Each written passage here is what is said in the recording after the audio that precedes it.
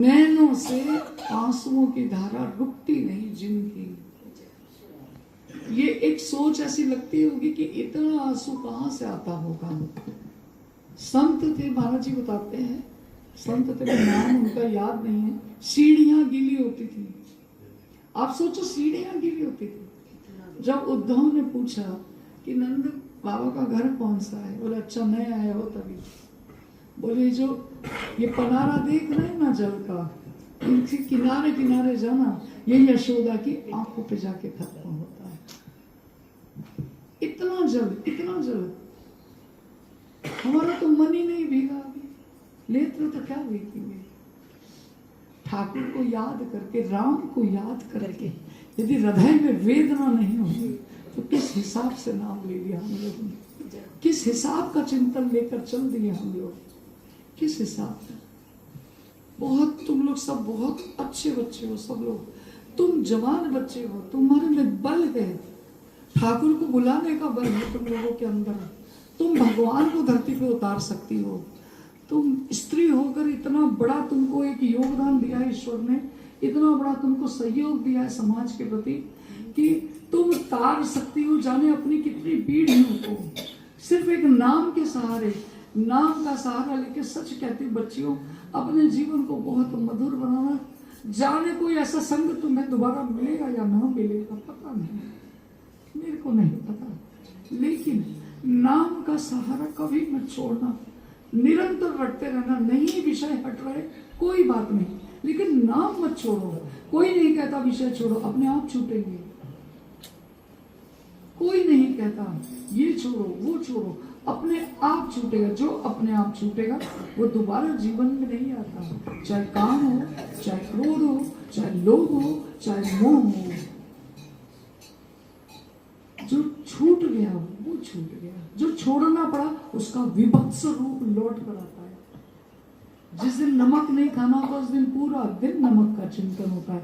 इससे तो अच्छा नमक खा ले, राम का चिंतन कर, नमक खाकर राम का चिंतन कर।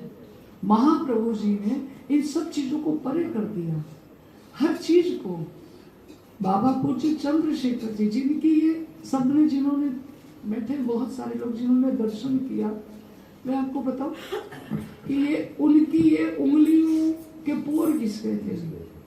आज के युग में उनको पता नहीं था कि 50 का नोट कौन सा और 5 का नोट कौन सा। ये यकीन करने वाली बात नहीं, लेकिन ये सत्य है, ये सत्य है। उनके ये घिस गए थे, ये पोर घिस गए थे। आप देखो गौड़ी संप्रदाय में एकादशी का बहुत बड़ा महत्व है, बहुत बड़ा महत्व। तिथियों का अपना महत्व निश्चित रूप से है, तो साइंस है, ये साइंस ही जो हमारे ऋषि मुनियों ने दिया है, ये साइंस ही। लेकिन हमारे और आपकी जानकारी में नहीं है, इसलिए हम उसको एक अंधविश्वास की ओर लेके चलते हैं। इन तिथियों का बहुत महत्व। ज्वार भाटा कब आता है आप देखिए, कब आता है, आता है। महत्व है ना, प्रकृति का महत्व है। प्रकृति को जब जब छेड़ा तब तब विनाश हुआ है, तब तब विनाश हुआ है। बोले कि बहुत सारा कूड़ा बह के आ गया। अरे जो दिया था पर्वत को वही तो आए, वही तो आए। बाबा जब उठकर चले थे, जिस जगह से कुटिया खाली कराई गई थी विशाल, मैंने ऐसा सुना है कि बाबा से वहां की लताएं लिपट गई। और जिस व्यक्ति ने, आज अपन किसी को एक आसन भी दे तो उठा लेते, ये तो मेरा था।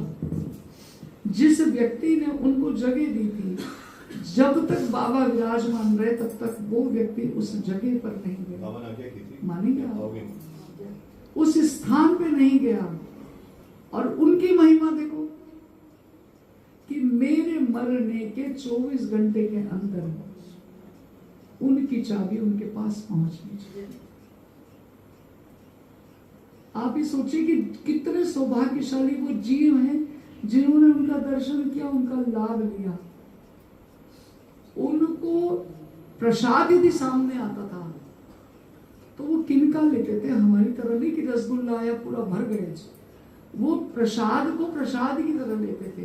प्रसाद, इतनी गौड़ी संप्रदाय में एकादशी का बहुत बड़ा कट्टर वो है उस चीज के लिए। लेकिन प्रसाद की महिमा का इतना महत्व है, प्रसाद श्री जगन्नाथ जी स्वयं जगन्नाथ है प्रसाद के रूप में। लाखों टन बूंदी है, यदि पूरी बहेगी तो कोई नहीं उठाएगा, लेकिन यदि एक बूंदी यदि प्रसाद के नीचे गिरी तो उठा के माथे से उठाएंगे, ये नहीं देखेंगे कहाँ की गिरी हुई।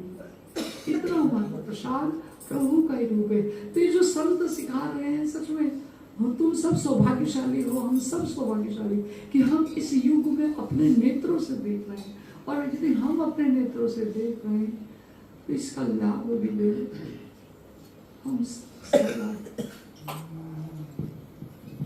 तुम भी आना मेरे घर आज, नजारा होगा। छल छोड़ के जो चाहता इसको, छल छोड़ के जो चाहता इनको,